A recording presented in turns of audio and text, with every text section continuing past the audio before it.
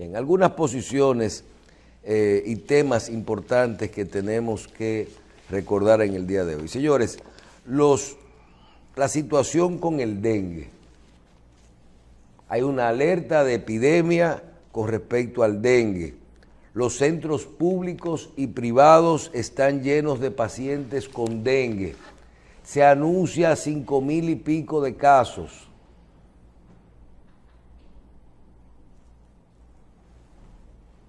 ¿Qué debemos hacer? Estamos viendo posiciones que no son las más claras desde el ministerio y desde la Asociación de Clínicas y Hospitales. No importa cuál es la situación del dengue. Yo creo que lo que hay que hacer es protegerse, estar atento y prepararnos para esto. Porque 5,000 y pico de casos, hay un 10% más que en la misma fecha del año 2023. Pero en las clínicas y en los hospitales, tú nada más tienes que llegar y te están diciendo que están llenos y que se han duplicado los casos. ¿Qué ha pasado en estas 2 semanas? Y yo creo que eso no es un problema de si tenemos la razón, sino que ponte a analizar en esto. ¿Qué puede hacer un gobierno, un estado, un ministerio para prevenir eso? ¿Cómo se pega el dengue? Mosquito. ¿Tú me estás entendiendo? O sea, sí. Lo que debemos es que hagan una reunión hoy, que le digan a los dominicanos si hay dengue, y que le digan qué deben hacer para tratar de protegerse mientras esto dure, cuáles son las horas, si con repelente se funciona, si hay que botar algo para que no se acumulen los mosquitos, lo que hay que hacer. Que cada quien como ciudadano haga lo que le toca. Pero vamos a dar una información correcta, porque lo que parece es como que hay o no hay, o que hay un chin más de lo que había el año pasado, pero centros públicos y privados están llenos de dengue. Y posiciones de MENA, de Andeclip, ¿verdad? Y posiciones diferentes del ministerio. El ministerio declaró la alerta.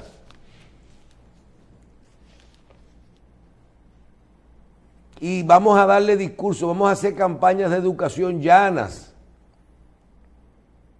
No hay que hablar de tipos de mosquitos, ni de cepa, vamos a darle. Fumigue, limpie, recoja, lo que hay que hacer. Vamos a entrarle al problema. Claro. Y ahora que tenemos agua vienen más problemas. Pero lo que tenemos que hacer es afrontarlo. Porque no le podemos ahora vamos a echar la culpa. ¿De qué es lo que le vamos a echar la culpa? ¿De qué? ¿Cómo se puede prevenir eso? Son enfermedades tropicales y hay que tener pendiente que son cíclicas y siempre vienen. ¿Cómo vamos a soltar que unos mosquitos para matar los mosquitos? ¿Qué es lo que vamos a hacer? Bien, la semana pasada hablábamos del crecimiento y de cuáles son las proyecciones para este año y vamos a esperar que continúen así, aunque estamos viendo que parece ser que en algún tipo de proyección a nivel interanual el gobierno ha disminuido de un 4 a un 3% la proyección de crecimiento para el año 2023. Todo esto siguen siendo cifras.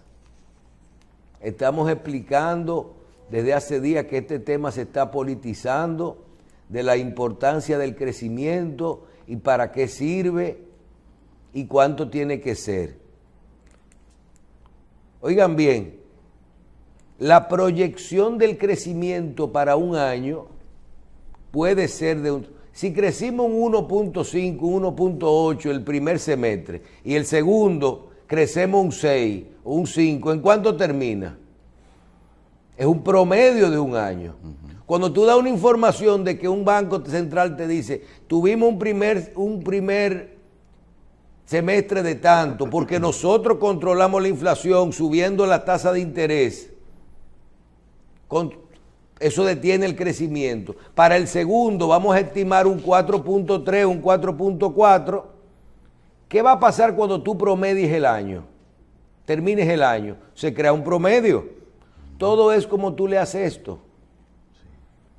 Aunque parece ser que hay sectores, como el sector de la minería, que es de los sectores más afectados dentro de su impacto, del impacto que tiene en el crecimiento. ¿Por qué? Porque sabemos que hay sectores que cuando crecen un 8%, un 9%, la minería, el turismo, la zona franca, la construcción, esos sectores que crecen mucho son los que ayudan a los sectores que crecen menos o a los que decrecen. Entonces, el crecimiento es un promedio de todos los sectores y cada sector también tiene un impacto. Un sector que mueve 100.000 millones no es lo mismo que un sector que mueve 2.000 millones.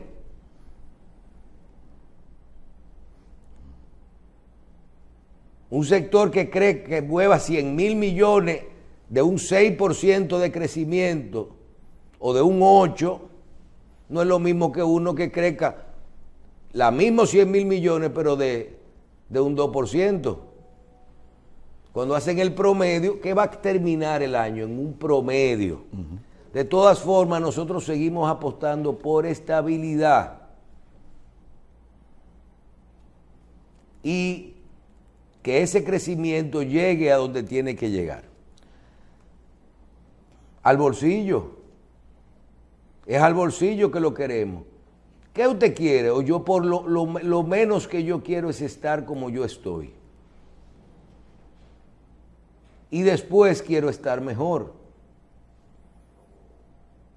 Pero el tema de los intereses y de las redes sociales va a poner loco. Porque así como la política es cambiante, la economía es cambiante, y uno tiene que adaptar a las situaciones. Aquí te sacan un comentario de cualquier cosa. Además, la gran cantidad de dinero, de intereses que se pone en cada sector.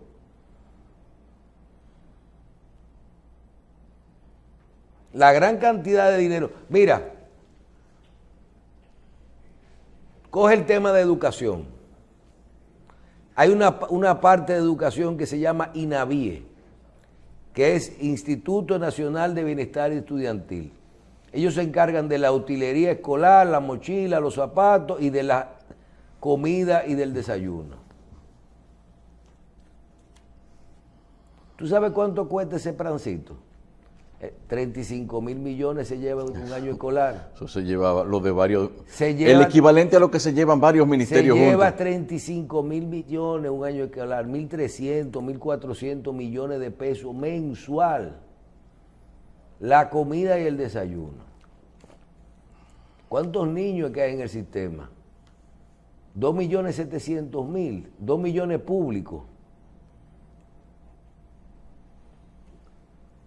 Tú estás hablando de cuántos planteles escolares. Mira, si la memoria no me falla, son 5.000. Vamos a llamar recintos de todo tipo. Ahí están cuestionando que si se compró 50 millones de pesos con una licitación y que se adjudicó de una vez. ¿Y cuándo la van a adjudicar? Si hay que iniciar la clase. Y vamos a seguir con este problema de que los funcionarios tienen que seguir estreñidos. Después de llevar un proceso, vamos a dejar a un niño sin comida 2 o 3 semanas porque la licitación hay que terminar de darle los plazos. ¿Y quién la se está oponiendo? O los intereses, lo que perdieron.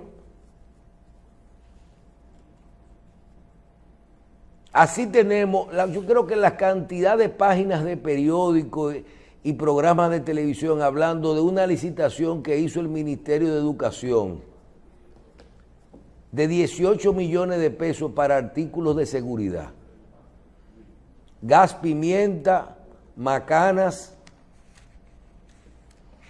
y esposas.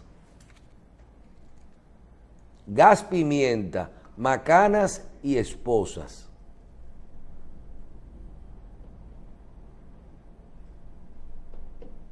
Señores, si a un solo hombre o a 2 responsables de seguridad de una escuela, tú le das esos 3 artículos de un recinto, son 2,000 y pico de pesos. Oye bien, son 2,000, uno de cada uno, un potecito de esto, unas esposas y un... Pero se multiplica por la cantidad de escuelas el problema es que son 5,000 o 7,000. Ahora pregunto, dejemos de ver esto por las redes sociales. Ustedes han ido y han visto la realidad en el 50% de las escuelas. Ustedes han visto las gangas adentro de las escuelas. Mira, el viernes yo veía salir de yo creo que ni liceo, debe ser una escuela porque la niña tenía 12 o 13 años, las niñas. Venía un grupo de niñas ahí en Arroyo Hondo, cruzando con su uniforme. 6, 7, 8, 9 señoritas. Ninguna pasaba de 15 años. Yo te digo que entre 12 y 15 años. 3 o 4 embarazadas.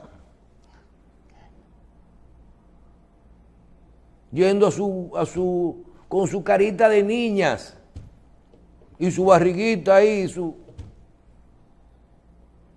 Váyanse para que ustedes vean ese reggaetón, esa influencia del tigueraje adentro de las escuelas. Ay, tú me dices a mí, ¿y con qué que le vamos a entrar a unos tigres que van con drogas, armados, con tatuaje, con alcohol, con una cultura como la que tenemos ahora? Eso es lo que está ahí adentro de las escuelas.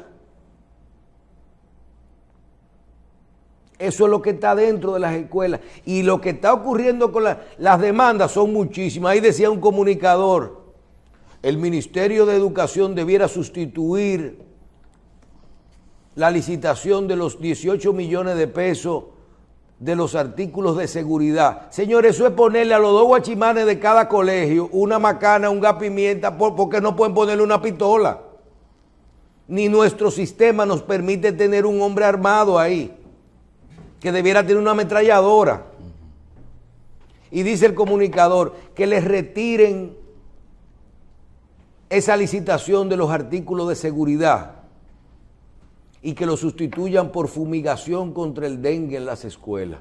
No, que no retiren eso, que hagan una fumigación adicional, que para eso tenemos 250,000 millones de pesos. Una no, 1, 2, 3, 4 fumigaciones hay que hacer.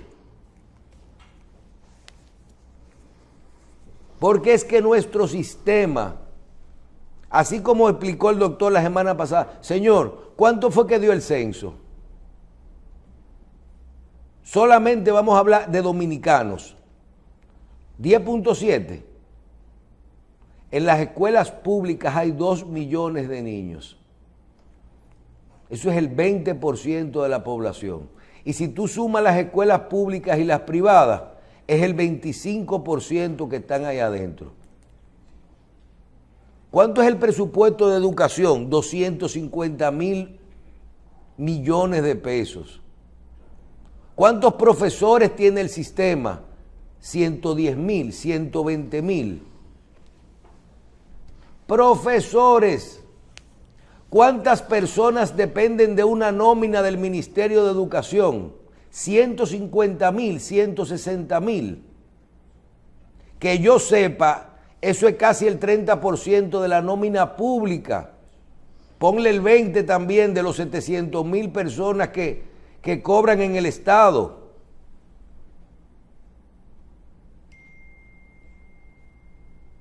Cuando usted le está dando 35,000 millones de pesos, lo que equivale a 1.300 millones de pesos al INAVIE, para dárselo al desayuno y a la comida escolar y al almuerzo escolar, usted todavía eso no alcanza para darle a nadie. Todavía eso no alcanza para darle al 100%. Todavía yo creo que nosotros tenemos más del 50% que no están en tanda extendida. Por presupuesto.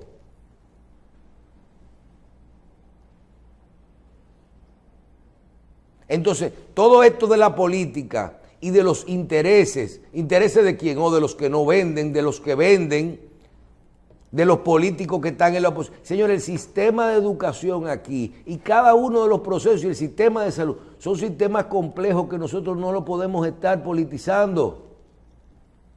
Ni podemos llevar los intereses económicos a esto. ¿Cómo tú vas a politizar un problema de dengue?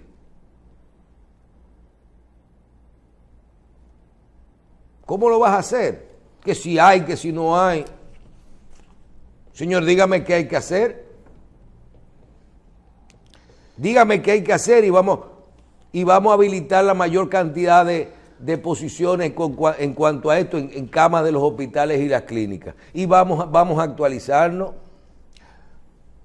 ¿Tú no ves como que quizás salud, educación y economía, que son los tres temas que tú has tratado, quizás van todos unidos por un eje de manejo, como que parecería como ser la agenda de la oposición al gobierno para ir sobre esos temas, ir montando una campaña? Yo no sé, yo no creo que de la oposición nada más, yo creo que todo el mundo es parte de sus propias actuaciones, pero aquí hay un tema con las redes, hay un tema con la cantidad de medios de comunicación. Con lo mucho que le cuesta a la gente pensar y razonar, claro, hay gente que le traza una pauta de por dónde se tiene que ir. Yo creo que con mucha razón. Mira, yo te puedo decir una posición muy personal.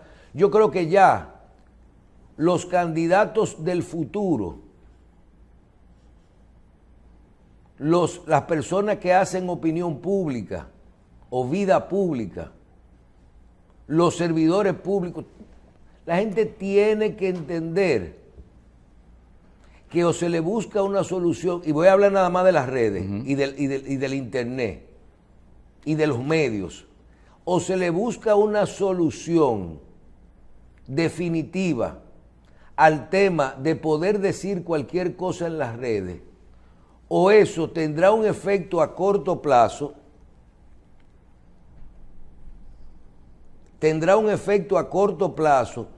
y a largo plazo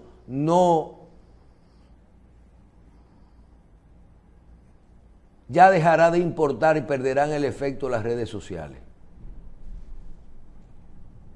Mira, yo vi ayer una muchacha se sentó en una silla y le dijo, fulana lo que es pájara, y ella lo que quiere es eso, y ya tú te puedes sentar en tu celular y decir lo que tú quieras de cualquier persona. Y no se está analizando tampoco el contexto en el que las cosas pasan, la época. Yo puedo fijar una posición perfectamente con decir, yo no estoy de acuerdo con el endeudamiento. Yo puedo fijar una posición pública, pero puedo decir después, solamente estoy de acuerdo con el endeudamiento cuando es para un tema de inversión o cuando hay una situación como la del COVID o un desastre natural. No es lo mismo.